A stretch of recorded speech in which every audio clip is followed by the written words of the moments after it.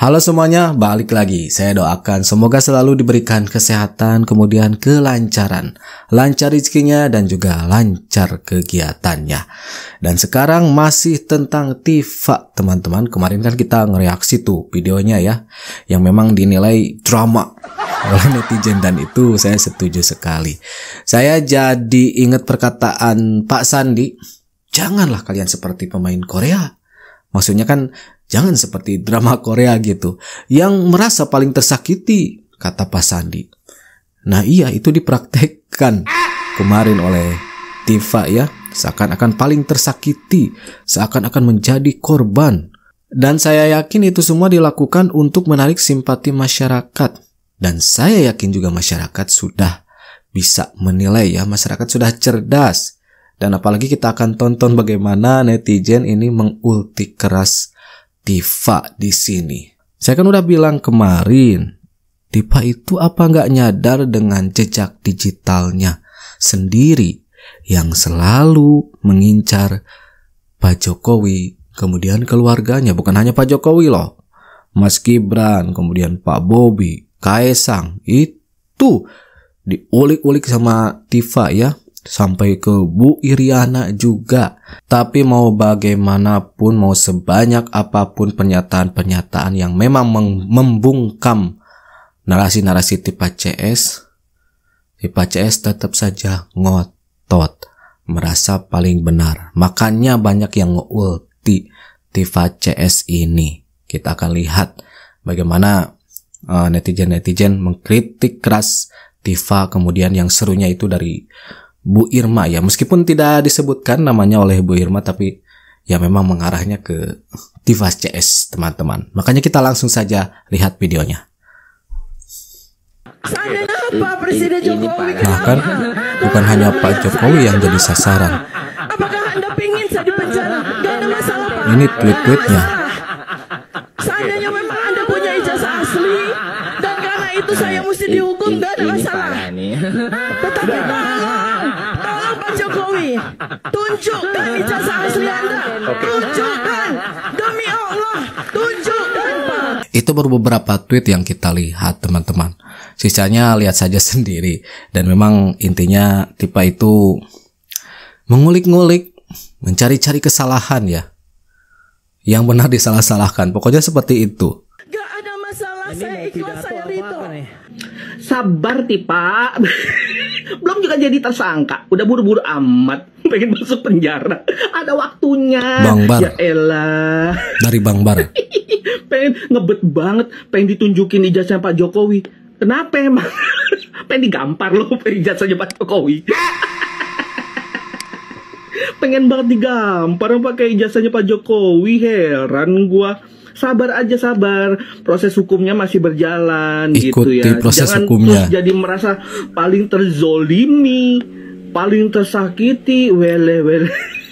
Kan elu yang ngefitnah, elu yang memulai kasus ini. Kenapa jadi Pak Jokowi yang salah?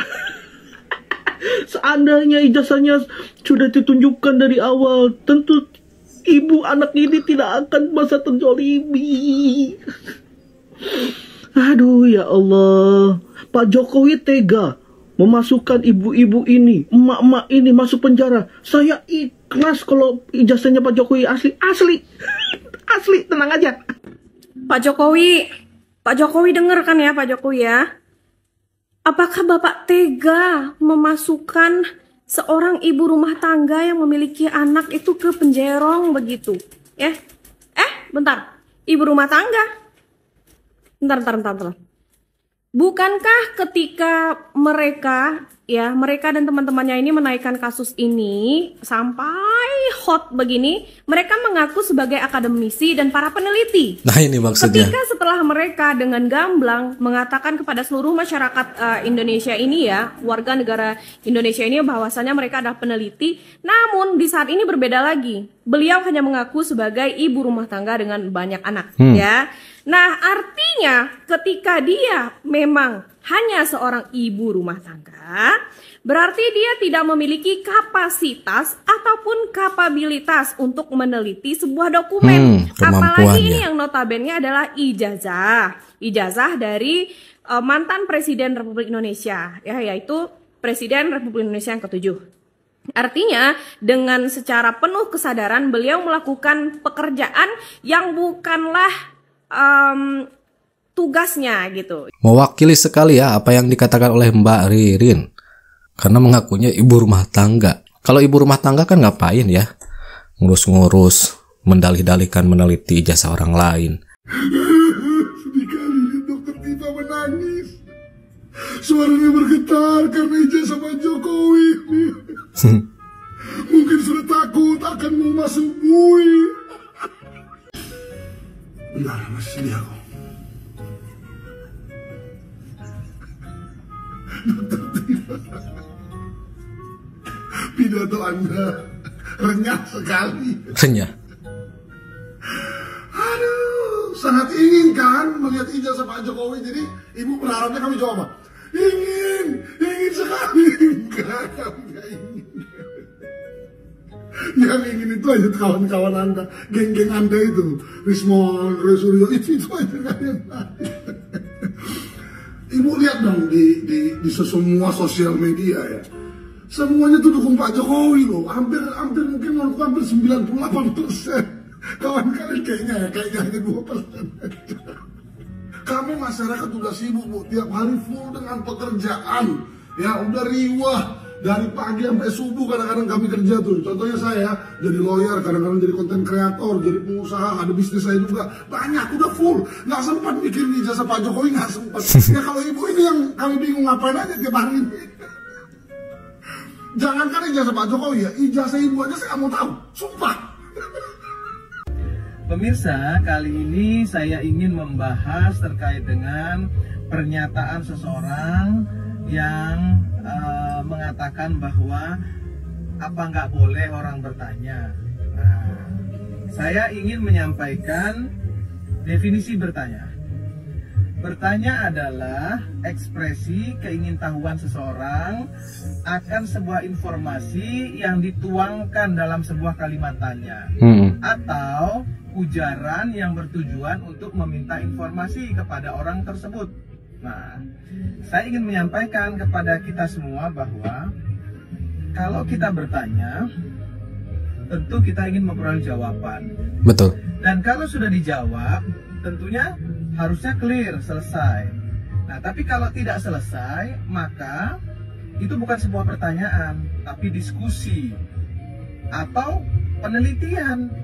Nah, sekarang kalau kita bertanya kemudian dijawab tidak puas, maka kemudian pertanyaan itu bisa ditanyakan, ya, jawabannya kepada institusi yang memang berwenang, yang memang terkait dengan pertanyaan tersebut.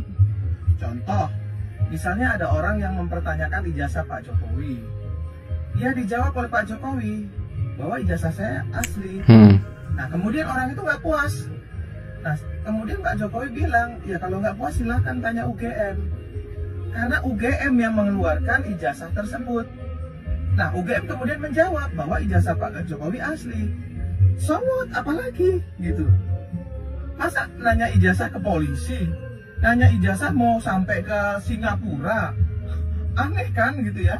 Maka itu bukan pertanyaan, tapi itu adalah pemaksaan kehendak. Orang bertanya, tapi jawabannya harus sesuai dengan apa yang ada di pikiran dia. Itu bukan bertanya, bukan ya Bu, menyelidiki. Nah, kalau menyelidiki silahkan selidiki secara ilmiah gitu, ya, secara data, fakta. Maka kemudian yang harus dilakukan adalah tanya ke yang mengeluarkan ijazah tersebut, yaitu UGM.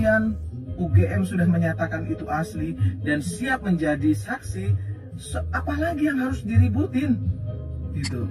Ini bukan kali pertama ya Bu Irma ngomong kalau UGM sudah menyatakan asli, udah selesai, apalagi yang harus diributin gitu kan. Jadi konsisten pernyataan-pernyataan Bu Irma itu. Cuman ya tetap aja tidak didenge oleh Tifa CS. Kekeh ngotot dengan narasinya mereka sendiri dan merasa paling benar. Padahal Bu Irma ini sudah menjelaskan dengan maknyos, dengan mantap. Ini bukan persoalan bertanya, ini soal tuduhan. Beda ya pertanyaan dengan tuduhan. Nah, itu yang ingin saya sampaikan kepada pemirsa di seluruh Indonesia. Maka kemudian, kenapa Pak Jokowi baru sekarang melaporkan hal ini kepada kepada kepolisian?